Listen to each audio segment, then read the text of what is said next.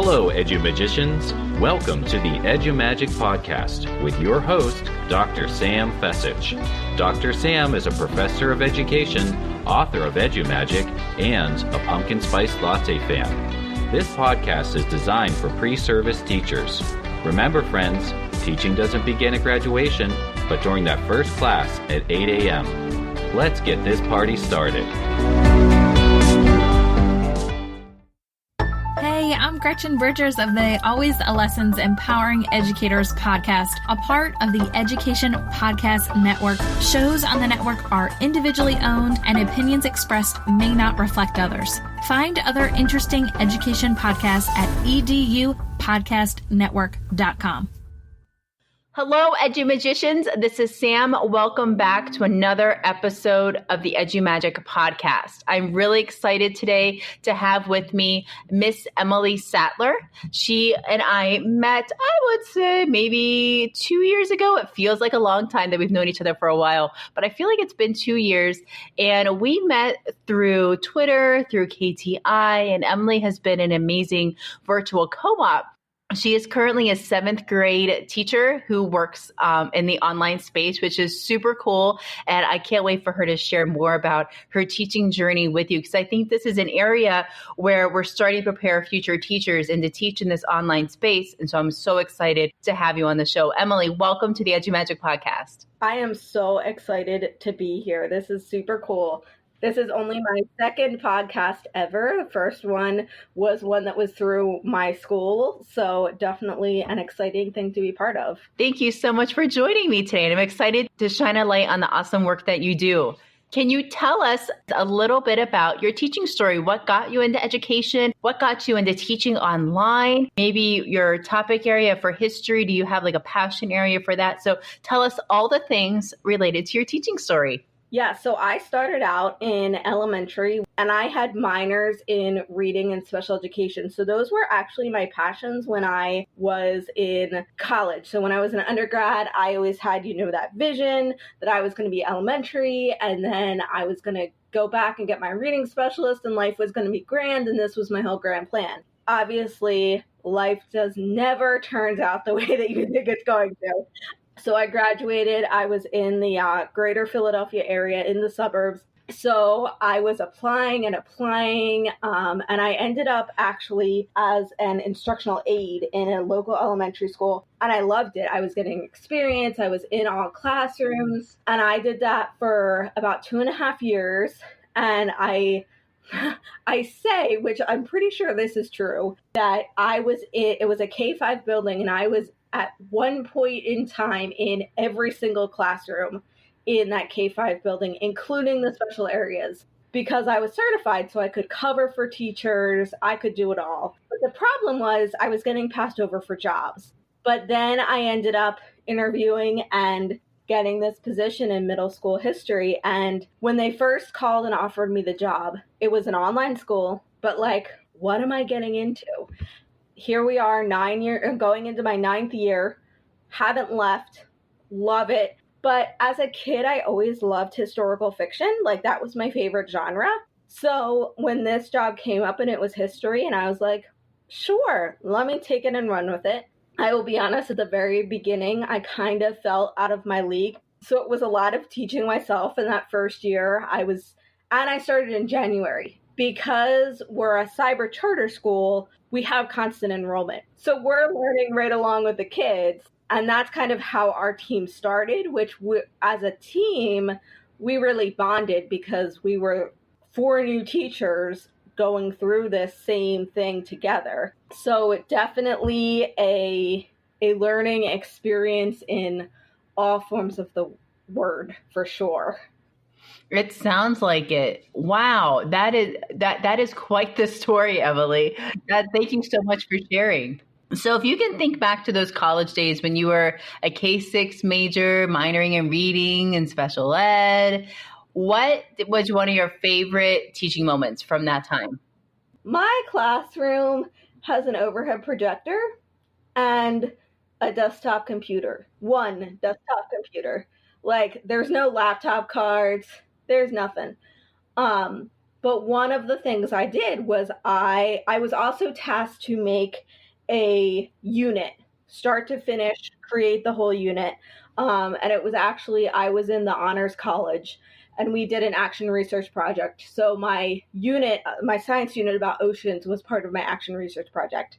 So my science unit about oceans, I very quickly realized that this tiny rural school district, most, if not all of my kids have never seen the ocean.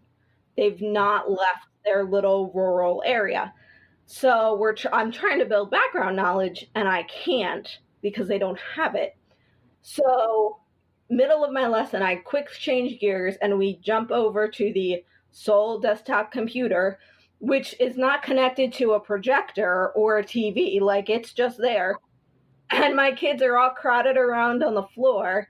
And I jump on to the National Geographic website and we find an ocean cam in the middle of a coral reef.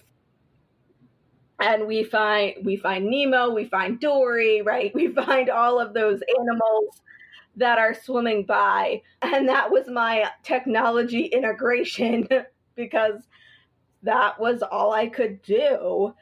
And now here I am 10 years later teaching online on the computer and doing way more than the National Geographic cam. And being able to build that background knowledge. And I think having that ability as a student teacher to realize in the moment, okay, this isn't landing, so I'm going to make an adjustment, and then bringing in the technology where it fits to help build that background knowledge and anticipatory set to get them excited about the ocean. That's incredible. Kudos to you for having that skill early in teaching. Yeah, so future teachers can learn from that, and it's okay to make a change mid-lesson if you find that it's not landing with your students. So, Emily, this is the EduMagic podcast. We talk all things EduMagic. Is there a certain area of EduMagic you wanted to speak into today as a teacher of online instruction? I was actually thinking about kind of touching on the get out and the inconceivable together, because I think they also go together, because getting out of your comfort zone for me personally goes a lot with the technology. Because like I said, if you had asked me when I was in college, or if you had told me 10 years from now, you're going to be teaching middle schoolers online, I would have been like, what the heck are you talking about? I don't know. Like, first of all, cyber education is a thing. Second of all, like, what? I'm elementary. Like, my second graders, that's my jam. Now I got middle schoolers? What are you talking about? I think that goes to show it's so important to, no matter where you are in your teaching career, 5 minutes in, 5 years out, or 5 days into your teaching career, you can always learn something new. Yeah, and that's so important, especially online. So when you're teaching online, I know technology is a must-have for whenever you're teaching online. Do you have any go-to tools that you can share with my listeners that you think really help support the SAMR model and support technology integration in meaningful ways for your classes? What are your go-to tools when you're presenting content or giving quizzes or whatever it may be? Yeah, my favorite tech tool is Nearpod.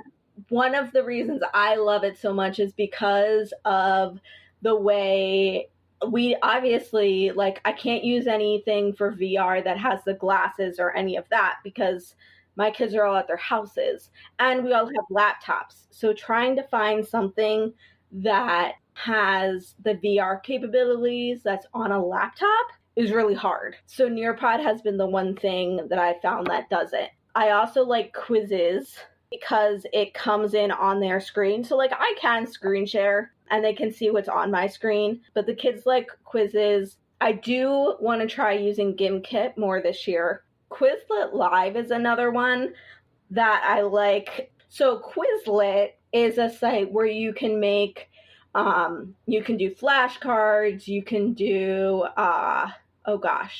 fill the blanks. Like you can do a lot of things more individual with that. But Quizlet Live, you take your class, everybody signs in, they put in their name, and then it puts them into groups. So the computer does it, which I always like because, then it's not, they're picking their friends. And then here's the part I like. is that it puts the definition and then there are choices, but each screen, so let's just say there's 3 kids in a group. The 3 kids all have different words on their screen, and one of them has the correct answer. So they're to talk to each other to figure out who has the correct answer. But that's a way that students are interacting with technology to review that content, to understand the material. Now, your idea is to use it for review for your class, and I'll put the links for all the resources that you shared here, the GimKit, the quizzes, the Nearpod, the Kahoot. And I think these are great ways to engage students. I used Class Tools. Class Tools has a ton of all sorts of activities to do. And one of the things they have is they call it a breaking news generator. So you can put in a picture and then a headline. So I had my kids, it was when I was out at P&C. I gave them this huge choice activity to do, and this was one of them.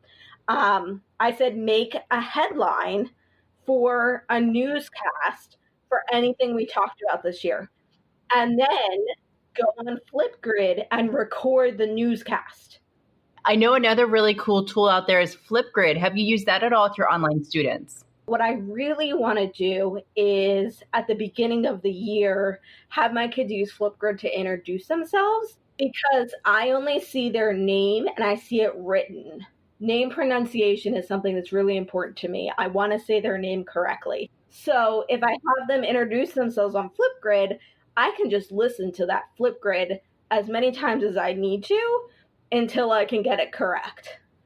I love that strategy. It's great for other students to learn how to pronounce their classmates' names and you get a nice little intro of your student before, classes start. I think that's excellent. Emily, I don't even know where to go from here because you just listed 50 million tools. Thank you. I know my listeners are going to love this. Thank you so much. So beyond tech tools and strategies to use them in an online space, what piece of advice do you have for students who are going into the teaching career, for those future teachers? What's one piece of advice that you would like to share with them? Is that you don't have to be perfect all of the time. For a way too long time, if this lesson wasn't perfect, that meant I was a terrible teacher. You can still have bad lessons and be a good teacher. You can also have a lesson that's still good, didn't go how you pictured it going. And so again, not getting caught up in the perfection and the comparison and the no Pinterest perfect teachers. It just shows that we're always learning, no matter how far in we are into teaching. Thank you so much. Thank you so much for all the resources, strategies, and wonderful pieces of advice for my listeners. I know they really enjoyed it. How can they connect with you online if they have any questions or they want to learn more? I am on Twitter at Sattler Cyber. All right, friends, there you have it. Head on over to www.sfessage.com/27 for all the show notes and bonus EdTech tools shared by Emily. That's right. Head on over to www.sfessage.com/27 for all these awesome tools. Remember, friends, you have the EduMagic within you.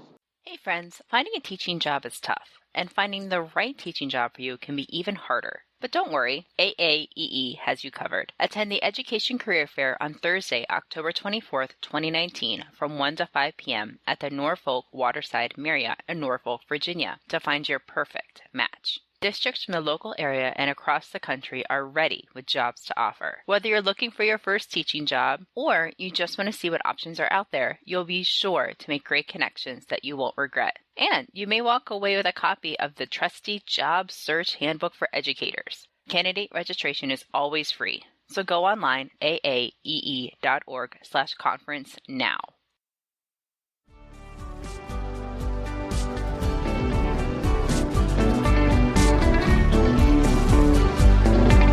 And there you have it, EduMagicians. If you enjoyed this episode, please subscribe and share it with your friends.